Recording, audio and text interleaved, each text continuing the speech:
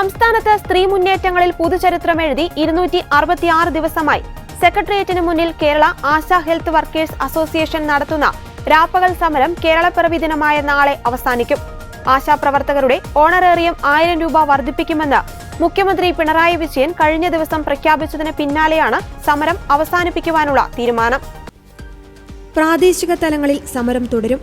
2026 ഫെബ്രുവരി 10-ന് സമരം 1 വർഷം തികയുന്ന ദിവസം മഹാപ്രതിഷേധ സംഗമം സംഘടിപ്പിക്കും.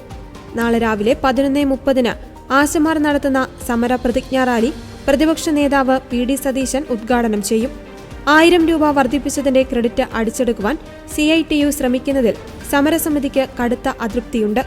ഓണറേറിയം 21,000 രൂപയാക്കണമെന്നും വിരമിക്കൽ ആനുകൂല്യം 5 ലക്ഷം രൂപ നൽകണമെന്നും ആവശ്യപ്പെട്ടാണ് ആശാവർക്കർമാർ സെക്രട്ടേറിയറ്റിന് മുന്നിൽ സമരം ആരംഭിച്ചത്. സർക്കാരുമായി നടത്തിയ ചർച്ചകൾ പരാജയപ്പെട്ടതോടെ രാപ്പകൽ സമരം ആരംഭിച്ചു.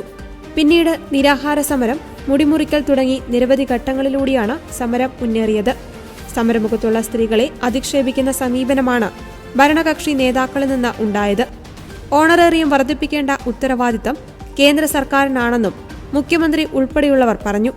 ഒടുവിൽ തദ്ദേശ തിരഞ്ഞെടുപ്പ് പടിവാതിക്കൽ എത്തി നിൽക്കുമ്പോഴാണ് ആശമാരുടെ ഓണറേറിയം വർദ്ധിപ്പിക്കുവാനുള്ള തീരുമാനം സർക്കാരിന്റെ ഭാഗത്തുനിന്ന് ഉണ്ടായത്.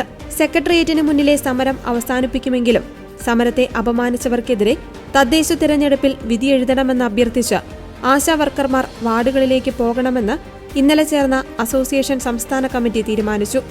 അതിനിടെ ആശാവർക്കർമാരുടെ ഓണറേറിയം 1000 രൂപ വർദ്ധിപ്പിച്ചതിന്റെ നേട്ടം സ്വന്തമാക്കുവാൻ CITUവിന്റെ നേതൃത്വത്തിലുള്ള ആശാ വർക്കേഴ്സ് ഫെഡറേഷൻ നീക്കം ആരംഭിച്ചു. മുഖ്യമന്ത്രിയുടെയും ആരോഗ്യമന്ത്രിയുടെയും ചിത്രം വെച്ച് ഫ്ലക്സ് അടിക്കുവാൻ പ്രവർത്തകർക്ക് നിർദ്ദേശം നൽകിയിട്ടുണ്ട്.